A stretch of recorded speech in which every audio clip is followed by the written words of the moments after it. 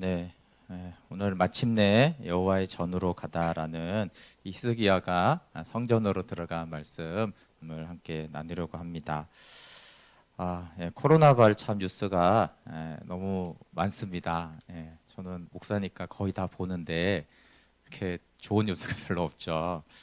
근데 뭐 사실도 있고 또 이제 언론도 이제 구독률이 이제 돈이 되니까 이제 과잉 보도나 이런 것들도 있는데 제가 이제 뭐 설교 때는 이렇게 많이 자제를 하는 거는 다 지혜롭게 잘 분별할 거라고 생각을 하고 또 겸손과 이제 본질을 회복시키는 기회가 된다면 그 또한 또 이제 좋은 일일 수도 있다 이렇게 생각을 하는데 그런데도 이번 주에는 좀 이제 염려되는 뉴스가 좀 있어서 이건 좀 이런 종류는 그래도 조금 분별을 해야겠다는 생각을 했는데 비방하고 좀 분열은 좀 다르다는 생각이 좀 들었어요. 비판하고. 근데 이제 이렇게 멘트가 이렇게 이제 나오는 거예요. 개신교 일각에서는 대면 예배를 해야 한다며 반발하고 있지만 신자들의 생각은 또 달라 보입니다. 한 설문조사에서 신자 10명 중 6명 정도가 정부의 종교 집회 자제 요청은 자유를 침해하는 게 아니라고 답했습니다.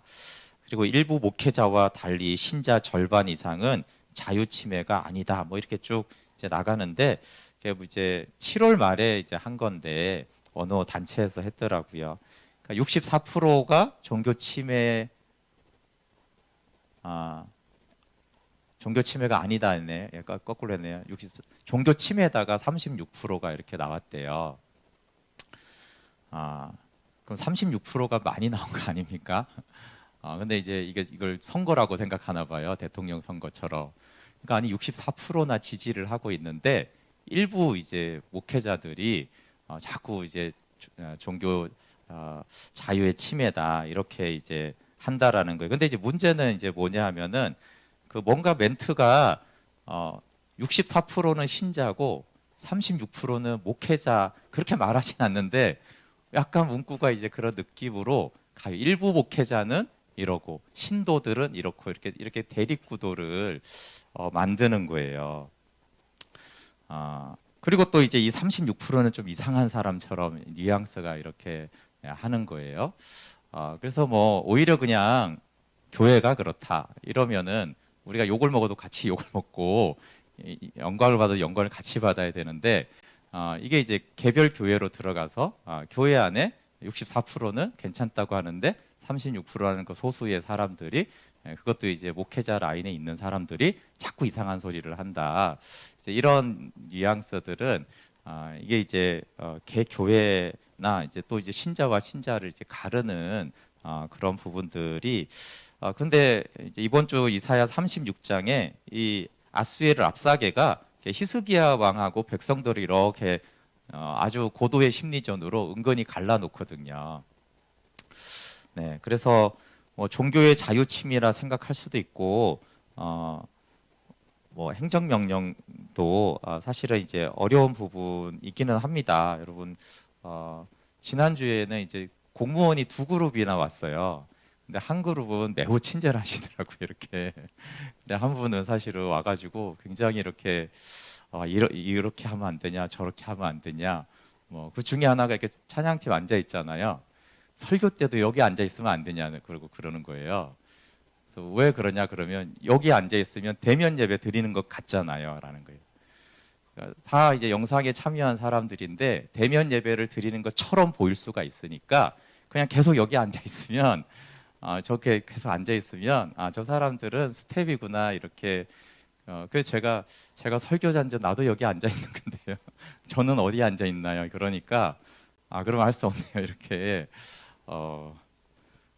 그러는 거예요. 그리고 그 서 목사님이 이제 목회자니까 이제 와도 되지 않냐라고 부천에서 멀리 왔다가 나가라고 그래서 집에 가셨어요. 어, 물론 이제 그분도 주일인데 그쵸? 짜증나게 일 나가야 돼. 뭐 그럴 수도 있어요. 쉬는 날인데 교회 때문에 피곤하다. 뭐 이럴 수 있고 각자 입장은 이제 다르긴 하겠지만 그래도 저는 이제 제가 라오스를 갔을 때 라오스는 공산국이기 때문에 그 단기 선교 사역을 학교에서 하든 교회에서 하든 초반에는 이렇게 사실은 그 감시자가 있어요. 이렇게 근데 약간 그런 느낌이 들었어요. 이제 감시당하는 게 한국에서도 이런 느낌으로 이제 예배를 드릴 수가 있구나. 네, 요지는 반정부 투쟁을 하라 이런 게 아닙니다. 코로나를 두고 이제 자꾸 이렇게 안팎으로 이렇게 판단하고 분열이 너무 많은 것 같아요. 저는 교회 안에서만 그러지 말라 그런 게 아니라 교회 밖에서도 다른 업종이나 이런 것들도 막 악의적으로 비방하고 뭐 기독교와 무관하다고 해도 그렇게 이제 함부로 이렇게 막 말하고 그런 것들. 네, 어떤 교회들은 뭐 강하게 너무 공무원이 핍박받았다 그러고 또 어떤 때는 보면 이제 예배 중에 또 막 해산하라고 대면 예배 당장 나가라고 그래서 어떤 교회는 이게 굉장히 이제 상반되게 서로들 너무 지나친 것 같아요. 그냥 공무원이 왔으면 온 거고 또 예배가 진행되면 일단은 예배는 드리고 이제 뭐 고발 조치를 하든지 해야 될 거 아니에요, 그렇죠? 근데 막 예배 중에 이제 막 해산하라고 막 이런 그런 너무나 양쪽이 다 무례한 일들이 좀 있는 것들은 좀 없었으면 좋겠다. 뭐 그런 저희 교회가 작지만 그 한국 교회나 한국 사회가 그러면 좋겠습니다. 오늘 좀 본문하고 이제 이런 내용은 아니지만 조금은 관계가 있는데요. 히스기야 왕과 제가 이사야의 관계를 생각하면서 참 이게 흥미롭다. 또 왜 이렇게 됐을까 이런 생각이 들었어요. 이사야는 이제 우시야 왕이 죽던 해부터 사역을 해서 그 다음 왕이 요담 왕이고 그 다음 아하스 왕이고 그 다음이 히스기야 왕이에요. 그리고 그 다음이 이제 므낫세 왕인데 이제 전성에 의하면 므낫세 왕 때 이제 순교를 당했다라고 이제 알려져 있는데, 그러니까 이제 므낫세가 왕이 처음부터 끝까지 어쨌든 이사야는 이제 선지자로 사역을 했던 왕이에요. 그리고 이제 저희가 이사야서를 보고 있는데 그 이런 역사는 이제 열왕기 상하도 나오고 역대 상하도 나오잖아요, 그렇죠? 그래서 이제 열왕기 상하와 역대 상하를 봤을 때 저는 이제 선지자서는 이제 선지자의 메시지로 제가 좀 많이 기억을 하고 있고, 그러니까 이제 왕들은 이제 역대기와 역대 상하를 제가 기억을 많이 하고 있으니까 히스기야 그러면은 제 머리에는 원래는 이제 좋은 왕이에요. 왜냐하면 성경의 전체적인 평가가 늘 왕들이 나오면 이렇게 나오거든요. 근데 여호와 보시기에 정직히 행하였다라는 왕이 별로 없거든요. 그러니까 이제 다윗 왕이 이제 워낙 좋은 왕이고 그 다음에 보통 이제 여호사밧, 요시야, 뭐 히스기야 왕 정도가 굉장히 아주 그 많은 왕들 중에서 더구나 북이스라엘까지 하면 굉장히 더 많은데 여호와 앞에서 정직히 행하였다. 그리고 이제 성전을 회복시키고 유월절을 다시 회복시키고 이런 일들이 이제 히스기야가 이제 많이 했기 때문에 저는 이제 크게는 히스기야 왕은 좋은 왕이야. 물론 이제 히스기야가 뭐 병들어서 15년 살다가 뭐 바벨론에서 이런 내용은 알지만 전체적인 어떤 느낌은 히스기야는 이제 좋은 왕인데 여호와를 경외하는 왕인데 이런 거예요. 근데 이제 이사야서에 나오는 그 히스기야는 계속 이사야하고 좀 충돌을 하는 거예요. 이렇게. 근데 좋은 왕이 하나님을 경외하는 왕이 말씀을 전하는 하나님의 그 참 선지자하고 대립 관계에 있다라는 것들이 저는 좀 새로웠어요. 또 이제 히스기야 이제 유명한 이야기는 이제 고고학적으로는 예루살렘에 히스기야 터널이 있습니다. 네, 저희 교회가 한번 갔다가 못 들어갔는데 저는 들어가 봤습니다. 굉장히 놀랍습니다. 그 고대의 그 기술이 굉장히 놀라운 기술이에요. 그게 사실은 그 이사야에 나오는 아수르와의 전쟁을 대비해서 그 터널을 히스기야 터널을 만든 거거든요. 그리고 이제 죽을 병이 들었다가 15년 생명 연장 받았다 뭐 이런 얘기로도 히스기야는 좀 알려져 있습니다. 그런데 어쨌든 이제 여호와 보시기에 정직했던 히스기야와 선지자 이사야가 동역도 했고 갈등도 했다라는 걸 볼 수 있어요. 성경에는 동역했다, 갈등했다 이런 건 없지만 히스기야가 25살 때 왕이 됩니다. 그리고 이제 성전을 회복시키고 유월절을 회복시키고 막 이런 것들을 해요. 그럼 당연히 그 당대 그 선친 때부터 아주 선지자로 인정을 받았던 이사야가 함께 했다라는 것 정도는 그냥 상식적으로 우리가 잘 알 수가 있습니다. 뭐 히스기야가 어떻게 하나님의 유월절과 이런 거 다 잘 회복시켰겠어요. 그런 선지자들의 말을 받아들여서 그런 영적인 개혁을 이제 단행을 한 것입니다. 근데 25살 때 왕이 되는데 29살 때 히스기야가 굉장히 이렇게 스트레스를 받는 충격적인 사건이 일어나는데 그게 뭐냐면 북이스라엘이 아수르에게 멸망당하는 거예요. 우리는 남북한으로 돼 있으니까 잘 이해 가잖아요. 근데 어쨌거나 한민족인데 어쨌든 하나님이 택한 아브라함의 자손인데 저 북이스라엘이 남쪽의 왕이 되어서 통치하고 있는 상황에서 아수르에게 멸망하는 거예요. 이거는 그 현장의 왕으로는 충격적이죠. 왜냐하면 우리 남유다도 망할 수 있다. 북이스라엘이 멸망했는데 남유다라고 꼭 안 망할 수 있느냐? 근데 그 북이스라엘 멸망시킨 게 아수르라는 나라란 말이에요. 그러니까 그 아수르에 대한 이 마음이 당연히 히스기야는 굉장히 크겠죠. 저 나라를 경계해야 돼. 저 나라한테 남유다도 망할 수 있어. 이런 것들이 이제 그 왕이 된 지 4년 차에 이제 있었어요. 그리고 이제 7년 정도가 이 연도는 정확하지 않습니다. 역사마다 좀 다르니까 대략 7년 정도 지난 다음에 마침 아수르가 좀 약해지는 때가 생긴 거예요. 사르곤왕이라는 강력한 왕이 죽고 산헤립이라는 신인 왕이 등장을 한 거죠. 그러면서 이제 바벨론이 이제 그 당시 초강대국은 아닌데 반란을 일으키고 또 애굽에는 또 강한 왕조가 일어나면서 애굽이 아수르를 같이 우리 치자 뭐 이렇게 대립하자 이러니까 이제 그 북이스라엘이 멸망하면서 이렇게 늘 히스기야는 어려움이 있잖아. 이렇게 저 아수르한테 우리가 망할 수도 있어. 이런 거 심리가 아마 저는 작용을 했다고 봐요. 그래서 이제 친애굽 정책을 치면서 반아수르 정책을 하고 아수르에다 늘 조공을 바치는 사실 봉신이었다가 이제 그걸 끊어버린 것이죠. 근데 이 36세 때부터 39세 때까지의 이 3년간의 메시지가 이사야서에 되게 많아요. 그때부터 이제 이사야는 히스기야의 정책과 반대되는 말씀을 계속 전하는 거예요. 그러니까 핵심 메시지는 애굽을 의지하지 말고 하나님을 의지하라예요. 왜냐하면 이제 히스기야 왕이 애굽을 자꾸 의지해서 아수르로부터 이제 벗어나려는 시도를 계속했는데 그 기간이 한 3년여간 됩니다. 그러니까 당연히 뭐 이사야가 말을 하면 히스기야는 거절하고 이사야가 애굽을 의지하지 말라 그러면 애굽에다가 사절단을 막 보내고 보물을 보내고 뭐 이렇게 하고 있으니까 이사야하고 히스기야가 사이가 좋을 리는 없겠죠. 뭐 서먹했는지 갈등을 했는지는 모르겠지만 어쨌든 둘이가 이렇게 좋지가 않았습니다. 그런데 이제 결국은 이제 이사야 말대로 다 되죠.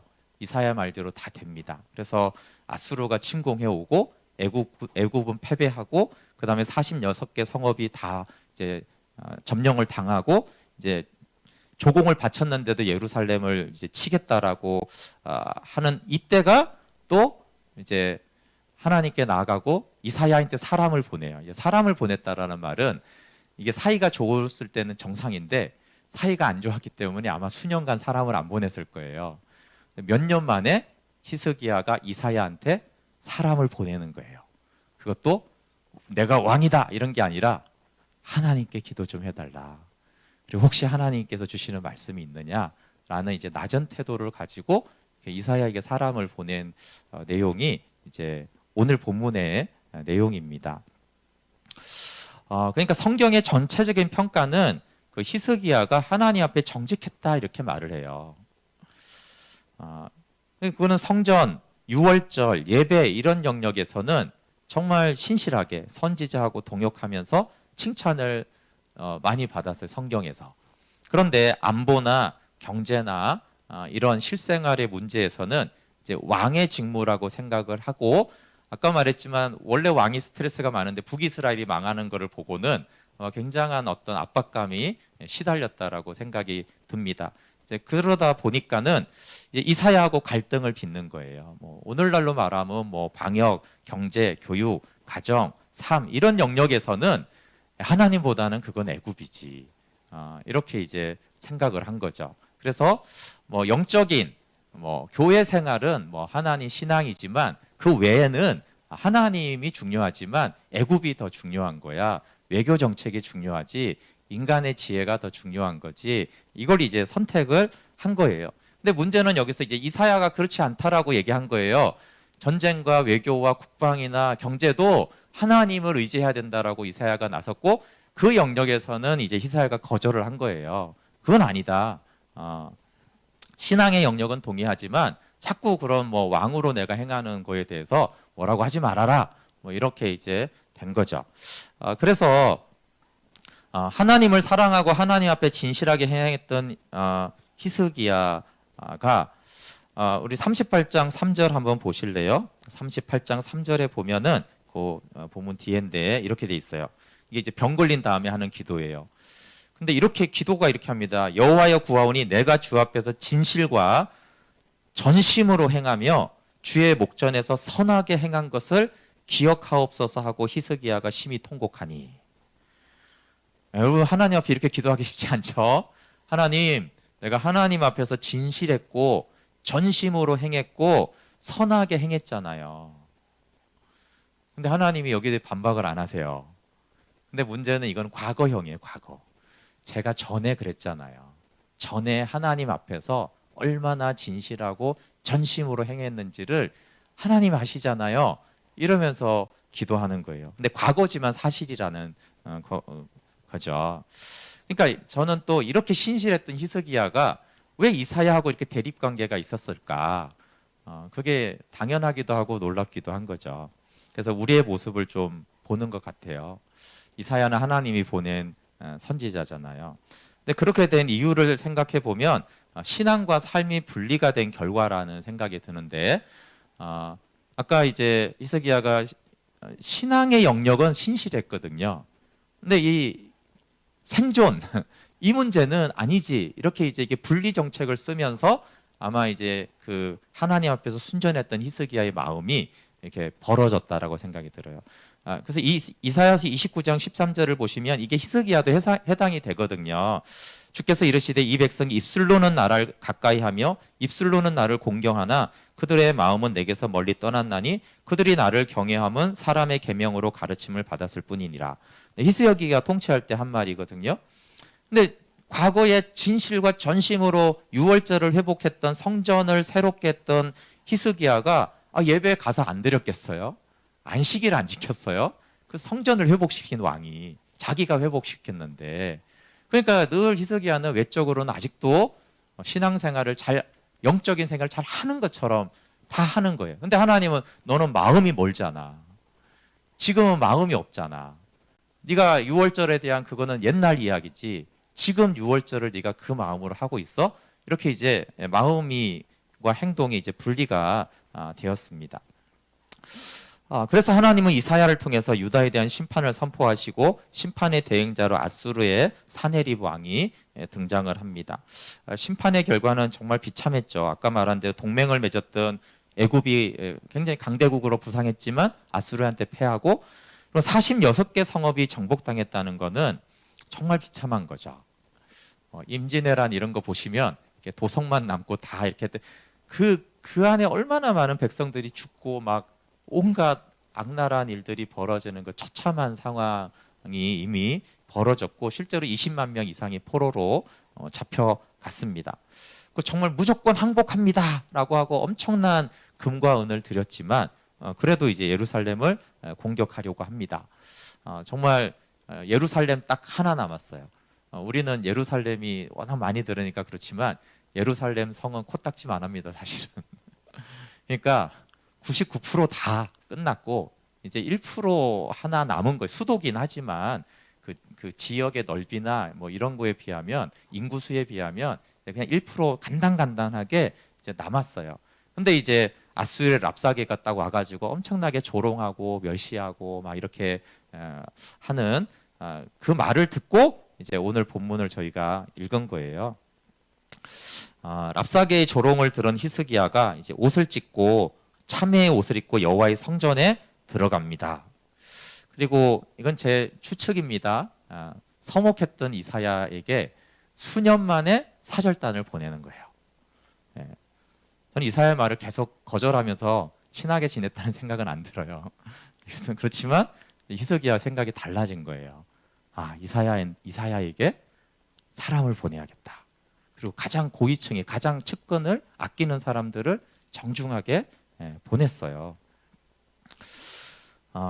이게 이사야 37장 1절 2절 오늘 본문이니까 한번 볼게요. 이사야 37장 1절 2절. 히스기야 왕도 이 말을 듣고 울분을 참지 못하여 자기 옷을 찢고 베옷을 두르고 주님의 성전으로 들어갔다. 그는 국내 대신 엘리야긴과 서기관 셈나와 원로 제사장들에게 베옷을 두르게 한 뒤에 이 사람들을 아모스의 아들 예언자 이사야에게 보냈다. 자신은 성전에 들어가고, 근데 여기 베옷을 입었다는 것은 이제 회개할 때 입는 옷이거든요. 베옷은 그러니까 회개한다라는 의미를 가지고 성전에 들어가면서 이제 말씀은 선지자에게 있으니까 이사야에게 사람을 보냈습니다. 하나님을 만나고 싶은 거죠. 네, 이 여호와의 성전에 들어가고 말씀을 구한 것이 히스기야가 수년 동안 한 선택 중에 가장 잘한 선택일 것입니다. 그가 왕으로서 이 국제 정세와 북이스라엘이 망한 것과 아수르와 애굽과 이런 역학 관계들을 생각했을 때 그가 얼마나 많은 전략을 짜고 회의를 하고 돈을 들이고 그렇게 했는지, 지금도 뭐 다 위에서 이제 우리 나라들마다 하는 그 엄청난 노력들을 한 것들을 알 수 있는데, 그게 다 실패하고 비참하게 된 후에야 비로소 이사야를 찾습니다. 37장 3절 4절에 이렇게 말해요. 표준세 번역이에요. 오늘은 환난과 징계와 굴욕의 날입니다. 아이를 낳으려 하나 낳을 힘이 없는 산모와도 같습니다. 주 그대의 하나님께서 랍사게가 하는 말을 들으셨으니 그를 심판하실 것입니다. 그대는 여기에 남아있는 우리들이 구원받도록 기도하여 주십시오. 이렇게 말하는데, 오늘은 환난과 징계와 굴욕의 날이라는 거예요. 그리고 그거를 설명할 때 아이를 낳으려 하는데 낳을 힘이 없는 산모와 같습니다 라고 이렇게 말을 합니다. 그때서야 모든 것을 하나님께 맡기고 가난한 마음으로 말씀을 구합니다. 찾는 횟수보다 가난한 마음의 선택이 얼마나 중요한지를 알 수가 있어요. 히스기야는 아마 한 주도 안 빼놓고, 아주 자기가 회복한 성전이니까 한 주도 안 빼놓고 아마 수년 동안 수백 번의 예배를 드렸을 거예요. 근데 오직 성경은 이 한 번의 예배를 기록하고 이 한 번의 기도가 응답이 돼요. 놀라운 것은 히스기야가 가난한 마음으로 기도하니까 하나님께서 즉각 구원하겠다라는 말씀을 주세요. 여러분, 이 환난과 징계와 굴욕이 해살한 힘이 없는 산모는 무슨 뜻이겠습니까? 영화에서 가자면 이런 거 보잖아요. 이제 산모가 어떤 안 좋은 일이 생겨가지고 이제 아이를 낳을 힘이 없어서 사실 죽는 거죠. 아이를 이렇게 나오는데 뭐 힘이 없으면 이제 죽잖아요. 근데 그 아이도 죽고 사실은 산모도 죽는 거죠. 근데 이제 마침 의사를 만약에 만났으면 이제 당신이 이렇게 해주지 않으면 저와 아이는 죽을 겁니다. 그러니까 그냥 어차피 죽을 목숨인데 당신이 좀 도와주십시오. 그렇게 이제 의사에게 전적으로 맡기는 거죠. 어차피 죽을 건데. 그렇지만 도와주십시오. 그렇게 그런 마음으로 이제 히스기야가 기도했다라고 말합니다. 그러니까 이거는 더 이상 기댈 데가 없는 한탄하는 기도가 아니라 가난한 마음인 것이죠. 이 선택은 동맹이나 조공이나 전쟁에 비하면 굉장히 작은 선택이에요. 근데 놀랍게도 성경은 이 작은 선택이 구원을 이루었지, 전쟁이나 외교나 동맹이나 사절단 같은 엄청난 선택에서는 아무런 구원이 없었고, 아니 왕궁하고 성전하고 거리가 가보시면 가까워요. 50m나 될까요? 그 짧은 거리를 간 것이 구원의 이유라는 거예요. 그 작은 선택이 구원을 낳았습니다. 작은 선택이 위대한 결과를 낳은 이유는 횟수나 시간보다는 가난한 마음 때문이죠. 네. 그러나 기다리시는 하나님, 말씀을 거역한 것, 여호와를 찾지 않은 것을 책망하지 않고 하나님은 야, 너 왜 지금 이제 기도해? 네 마음대로 살다가 왜 이제 와서 기도해? 그렇게 하지 않으시고 오히려 즉각적인 구원을 말씀해 주셨어요. 정말 기다리시는 하나님이시죠. 근데 그 결과가 참 놀랍습니다. 절대 불가능한 일로 히스기야와 유다 왕국에는 느껴졌어요. 도무지 이 아수르로부터 벗어나는 일은 도대체 어떻게 해야 되는 거야? 이거 아무리 해도 안 되네. 이런 일이었어요. 그러니까 수년간 얼마나 많은 노력들과 시도들을 했는지를 모르는데 다 실패했어요. 그가 쓴 돈과 에너지는 엄청났을 거라고 생각이 되죠. 근데 여호와의 성전에 들어가는 이 작은 선택을 했을 때, 근데 놀랍게 하나님의 해결 방법이요, 너무 간단해요. 혹시 묵상을 하셨습니까? 어떻게 간단하게 해결되죠? 아수르 문제는 어떻게 해결할 거냐 하면 하나님 말씀이죠. 사네립 왕이 뜬 소문을 듣고 돌아갈 거야. 아니, 말이 됩니까? 이 엄청난 지금 사력과 전쟁과 뭐 온갖 걸 다 해도, 나라의 모든 걸 다 드러내도 안 되는 일을 뜬 소문 하나 듣고 끝난다는 거예요. 뜬 소문.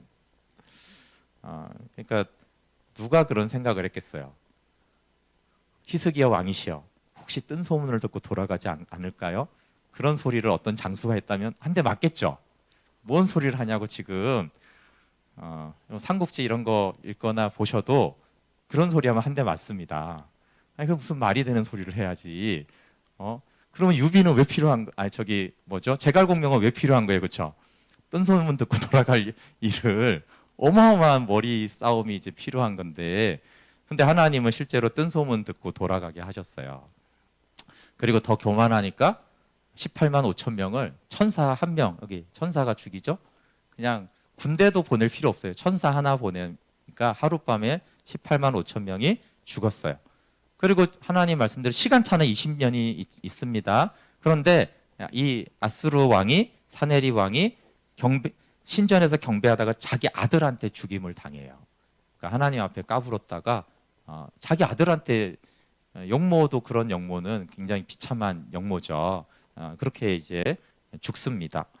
그러니까 전쟁에서 아수르 왕이 죽는 게 아니에요. 아들한테 죽고요. 왕은. 군사들은 천사들한테 죽고요. 돌아가는 거는 뜬 소문 때문에 돌아가요. 그러니까 우리로서는 이제 이게 성경의 결과가 있으니까 그렇지, 그 상상을 어떻게 하겠어요? 상상도 할 수 없는 너무나 간단한 해결이 하나님께는 있었습니다. 북한의 핵 문제가 참 힘들잖아요. 근데 뜬 소문 때문에 북한 핵이 폐기됐다. 그런 이론을 펴는 분은 아무도 제가 못 봤거든요. 그만큼 그 말이 안 되는 거예요. 아니, 무슨 뜬 소문 때문에 북핵 문제가 해결되고 남북 통일 문제가 해결되었다. 그렇게 진행이 안 되죠. 근데 하나님의 경영은 기묘하고 그 지혜는 광대하다라고 했습니다. 그건 하나님이 그렇게 하는 거고, 우리의 선택은 가장 정상적인 일을 하는 거예요. 제가 말씀을 묵상하면서, 아니, 히스기야가 기도했고 하나님이 응답한 거, 이게 성경의 정상하냐? 그런데 엄밀히 들여다보면 성경에도 드물고 우리의 실상에도 참 드문 일이에요. 우리가 기도하고 하나님 응답하고, 우리는 주를 부르짖고 주님은 돌보시는 게 언약 관계에서는 정상인데, 대부분의 역사적인 시간에는 언약을 떠나 있었기 때문에 사실은 기도하고 응답받는 일은 굉장히 드문 일이에요, 현실적으로는. 그러니까 우리가 이제 모세와 여호수아와 다니엘과 다윗을 좋아하잖아요.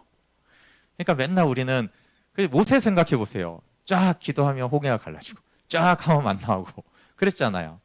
모세 같은 사람한테는 그랬죠. 여호수아와 같은 언약 안에 있는 사람이 있을 때는 늘 기도하고 응답받는 게 뭐 매일은 아니어도 그게 어떤 전체적인 거예요. 근데 이제 역사의 시간을 이렇게 정직하게 우리가 성경을 보면은 오랜 시간 동안에는 모세와 여호수아 같은 사람들이 아니었기 때문에 그 기도하고 응답되는 역사들은요, 아주 간간히 있었어요. 간간히. 우리는 모세와 여호수아 같은 사람인지, 아니면 유다의 왕들이나 아니 히스기야와 같은지를 이제 생각해 볼 필요가 있죠. 우리가 모세 같은 사람이면 그냥 우리가 기도하고 하나님 역사하는 일들은 항상 있는 정상적인 일이 있지만, 이렇게 히스기야처럼. 근데 히스기야가 관심이 되는 거는 진실하고 전심으로 주님을 사랑했던, 그러나 현재는 이 말씀을 좀 거역하는, 여전히 교회는 열심히 나오지만 삶의 치열한 생존의 문제는 자기 힘으로 하는 이 구조가 사실은 우리가 많이 생각해야 될 인물인 거예요. 우리가 다 모세면 이런 설교를 할 필요가 없죠. 정상적인 그리스도인의 신앙생활이라는 책에도 정상적인 그리스도의 생활은 오늘날에 이상하게 보이는 특이한 그리스도인일 것이에요. 해산할 힘이 없구나라고 했을 때 히스기야가 정상으로 돌아왔어요.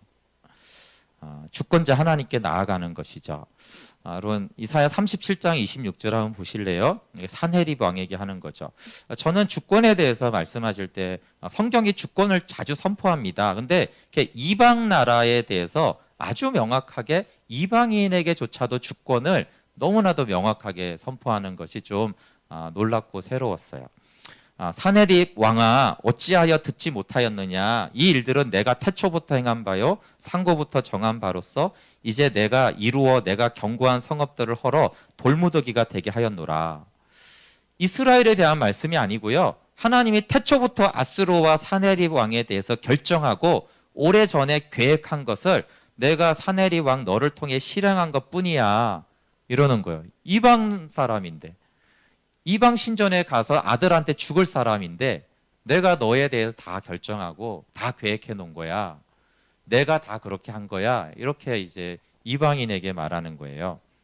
그러니까 영국으로 말하면 제작, 연출, 대본은 다 하나님이 하셨고, 산헤립 왕아 너는 배우야, 배우 중에 왕 역할을 내가 맡겼어. 그러니까 배우가 왕 역할을 하든 종 역할을 하든 다 배우거든요, 사실은. 근데 너 착각하네? 내가 배역을 맡겨서 그런 건데 너는 그 착각하는 것 같아. 이 말을 사실은 하나님이 하는 거죠. 그리고 야 이제 다음 영광에 너 빼기로 했어, 이렇게 말하는 거예요. 내가 다 한 거니까 내 계획대로 다 된 거야, 이렇게 말씀하시면서 뒤에는 내가 너의 안고 일어섬을 알고 네가 너 들어오고 나가는 걸 내가 다 아는데, 이렇게 이제 아수르 왕한테, 저는 그게 이게 이방 나라 왕에게 하셨다라는 거예요. 그러면 여러분 이방 나라가 그렇게 아면 하나님의 언약 백성은 어떻게 아시겠어요? 쉽게 말해서 남의 자식도 다 아는데 내 자식은 얼마나 그럼 더 아시겠냐는 거예요. 남의 자식도 주님이 태초부터 다 계획하시고 결정하시고 행하시는데 내 자식 일은 어떻게 했냐라는 걸 생각했을 때 히스기야에 대한 말씀은 이제 두말할 필요가 없는 거죠. 우리와 교회를 다 아시고 태초부터 결정하시고 집행하시는 하나님이고, 그 주권자 하나님 앞에 아수르나 산헤립 왕은 티끌과 지렁이에 불과한 것이죠. 근데 우리가 주권을 생각할 때 주권의 짝은 선택이다라는 것을 생각할 필요 있습니다. 어느 곳에도 본 적은 없고요, 묵상하면서 주권의 짝은 선택이다. 왜냐하면 이제 주권, 또 뭐 다른 말로는 예정, 섭리, 이런 단어를 들을 때 사탄은 이렇게 해요. 그러니까 가만히 있어. 하나님이 다 하신대잖아. 하나님이 섭리하신대잖아. 다 예정됐다며. 뭐 주권이라며. 가만히 있어. 이렇게 이제 하는 것이 사탄의 음성이에요. 근데 여러분, 성경은 이렇게 돼 있어요. 하나님이 굉장한 주권을 설포할 때마다 여호와께 돌아오라는 말을 해요. 돌아오는 건 선택이거든요. 그러니까 하나님은 절대 주권으로 돈, 사람, 코로나, 교회, 가정환경, 온 만가지를 영적인 세계까지 다 조정하셔서 우리를 어디로 이끄시냐 하면요, 선택으로 이끄세요. 절대 주권으로 운명을 결정하는 게 아니고 절대 주권으로 선택으로 우리를 데려가세요. 그러니까 지금 히스기야가 선택을 하게 됐죠. 이 모든 건 하나님이 주권이 한 거예요. 그런데 하나님이 이 모든 주권으로 그냥 아수르를 무찌른 게 아니고 이 모든 주권으로 히스기야에게 너 이제 선택해야 돼라는 걸로 간 거예요. 그래서 오늘 본문이 히스기야의 선택이에요. 성전에 들어가는 것. 참회의 옷을 입고 성전에 들어간 것은 히스기야의 선택이지 주권이 아니에요. 그런데 주권이라는 건 뭐냐면 그렇게 선택하도록 그 모든 상황들은 랍사게를 보낸 것마저도 다 주권이에요. 하나님이 하신 거예요. 근데 그 순간에 히스기야가 선택하는 거죠. 예. 여러분 뭐 탕자 얘기 자주 하지만 모든 건 아버지가 하는 거예요. 근데 돌아가야겠다라는 생각은 아들의 선택이에요. 그러니까 아버지의 그 주권은 그 아들의 선택으로 오히려 이렇게 향하지 그 선택은 필요 없어 이런 무용론이 주권이 아닙니다.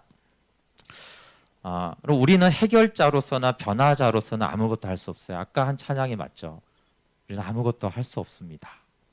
맞아요. 근데 어떤 걸 할 수 없냐 하면 변화시킬 수도 없고 해결할 수도 없고 그럴 수가 없어요. 우리는 내가 나도 바꿀 수 없고 남도 바꿀 수 없고 나라도 바꿀 수 없고 코로나도 바꿀 수가 없어요.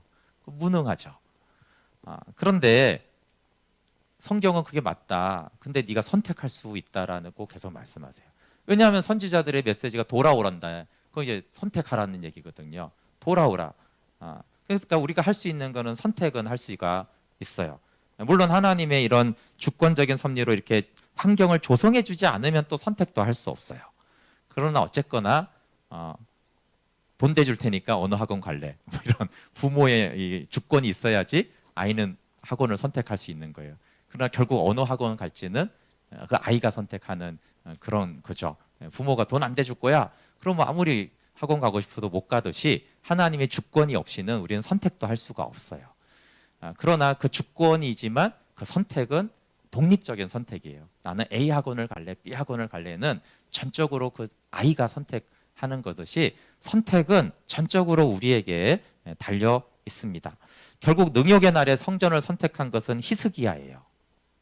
그리고 이걸 더 알 수 있는 건 뭐냐면 하나님이 즉각 응답하셨다는 게 뭐예요? 하나님 기뻐했다는 거예요. 선택이 운명이라면 기뻐할 이유가 없죠. 근데 하나님이 성전에 들어왔어? 이사야한테 네가 사람을 보냈구나. 되게 하나님 기뻐하셨어요.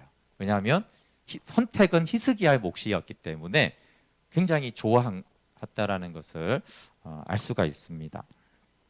주님이 기뻐하신 마리아의 선택은 우리가 잘 아는 내용이죠. 누가복음 10장 41절 42절 바른 성경이에요. 주께서 그 여자에게 대답하여 말씀하셨다. 마르다야 마르다야 내가 많은 일들로 염려하며 걱정하고 있구나. 그러나 필요한 것은 하나뿐이다. 마리아는 그 좋은 쪽을 선택하였으니 그것을 빼앗기지 않을 것이다.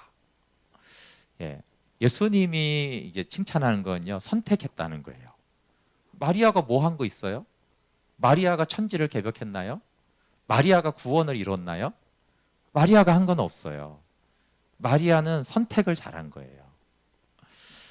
지금 이 구조가 아시겠지만 예수님이 십자가에 못 박히기로 가는 여정이에요. 여러분 이미 이게 주권이 하나님의 주권적인 길이기 때문에 여기서 할 수 있는 게 아무것도 없어요. 잘 보세요. 예수님 십자가를 간다고 했을 때 우리를 구원하기 위해 잘 못 박히십시오. 이렇게 말했다간 괘씸죄에 걸리잖아요. 그렇죠? 근데 베드로가 그러시면 안 됩니다. 이러니까 또 어떻게 해요? 사탄아 물러가라. 여기서 할 수 있는 게 없어요. 주님이 주권을 행사하실 때 그 길을 막을 수도 없고 가라고 할 수도 없어요. 그러니까 제자들은 자꾸 막으려고 했기 때문에 문제였고 또 나쁜 집단들은 자꾸 가게 하려고 한 거예요. 그 두 그룹이 다 하나님의 책망을 받습니다. 근데 마리아는 아무것도 안 해요. 그 주권에는 손대지 않아요. 그리고 마리아는 선택을 합니다. 선택을. 주님의 발치 아래 앉기로 선택을 하죠. 그래서 요 기간에 칭찬받은 건 요 마리아 하나밖에 없어요. 그럼 하나님이 주권이 일할 때 우리가 애쓰는 거는 하나님 돕겠다고 나서는 것도 별로 도움이 안 되고요. 이렇게 막아봐야 하나님 하시는 일을 못 막습니다. 그러면 뭐가 제일 중요하냐면 선택을 잘 하는 거예요. 발치 앞에 앉아야겠다. 히스기야는 내가 성전에 들어가야겠다. 이 선택이 하나님 최고라는 거예요. 아수르한테 항복하는 것도 아니고 싸우는 것도 아니고 하나님의 발치 앞에 앉기로 선택하는 거죠. 주의 말씀을 듣기로 선택했어요. 그거를 히스기야도 좋아했고요. 마리아한테도 너무 잘했다 너 이렇게 말씀하신 거예요. 너무 잘했어. 이 좋은 것을 선택했으니까 빼앗기지 않는다. 너 이 선택을 너무 잘했기 때문에 내가 지켜줄게 빼앗기지 않게 이렇게 이제 선택을 칭찬하신 거죠. 그래서 여러분 무엇을 선택하는가가 굉장히 이것도 했네요. 중요합니다. 히스기야처럼 뭐 전략회의를 하는 것이 무용론이다 이런 것들은 안 되죠. 우리가 하는 건 다 필요 없어. 그런 거는 성경이 말하는 게 아닙니다. 그런데 도무지 모르겠다. 도무지 못하겠다. 그럴 때는 성전에 들어가는 것을 선택해야 돼요. 예수님 발치 아래에 앉는 걸 선택해야 돼요. 예수님이 십자가로 가겠다는데 거기서 뭐 할 수 있는 게 있어요? 어떻게 주님을 섬겨야 될지 모르겠다라는 상황이거든요. 그럴 때는 주님의 말씀을 듣기로 그분의 앞에 앉아야겠다. 성전에 가야겠다. 그러는 거예요. 네, 저는 계획적이고 생각이 많은 사람입니다. 근데 제가 복음을 너무 모르겠더라고요. 네, 복음을 아십니까? 나는 복음을 모르는구나. 출산하려는데 낳을 힘이 없다라는 히스기야의 고백이 복음을 낳으면 생명이 되거든요. 십자가를 낳으면 품고 십자가가 내 안에 잉태가 되어서 출산을 하면 만물이가 돼요. 근데 이제 출산을 해야 되는데 출산할 힘이 없더라고요. 그래서 내가 이걸 출산하지 못하고 죽겠구나.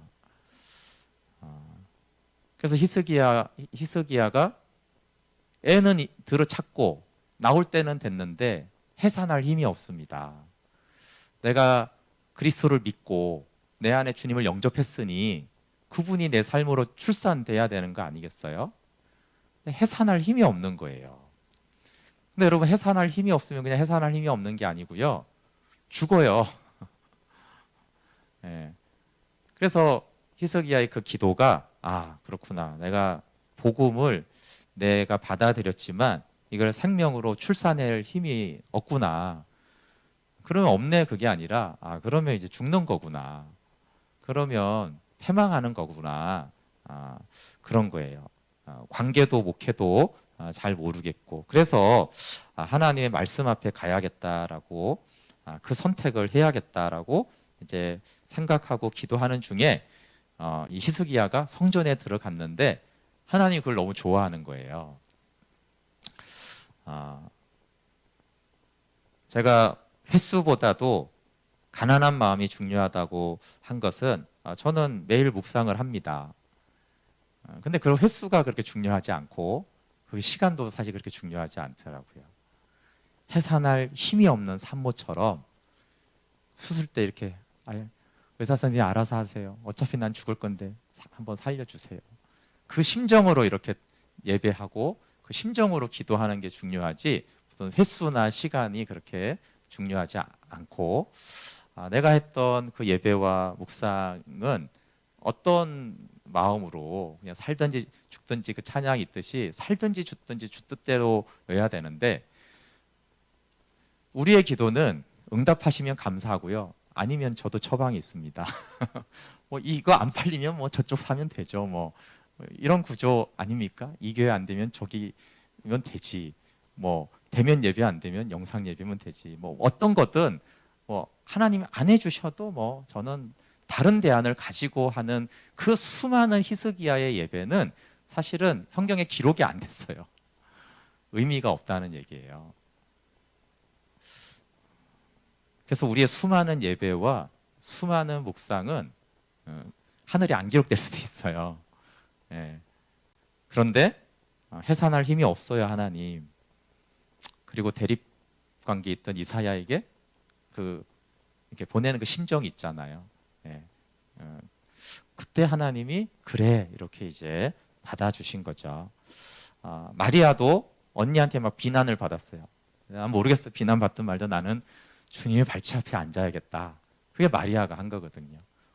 아니 발치 앞에 앉았으면 칭찬해야 될 것 같은데 뭐 사람 비난을 하는 거예요. 사람들이 너 뭐 하냐고, 생각이 있는 거냐고 지금. 근데 마리아는 선택했어요. 내가 욕을 먹든 말든 나는 예수님 앞에서 이분의 말을 들어야겠어. 그거를 선택했습니다. 모세와 여호수아 같은 성도가 하나님을 사랑함으로 말씀 앞에 나가면 정말 좋은데, 저는 히스기야가 우리에게 던지는 것이 시사하는 바가 많다고 생각이 되었어요. 하나님도 인정할 만큼 전심으로 하나님을 사랑했던 그 사람이 어느 수많은 인생의 풍파를 지나면서 좀 주님과 안 친해요.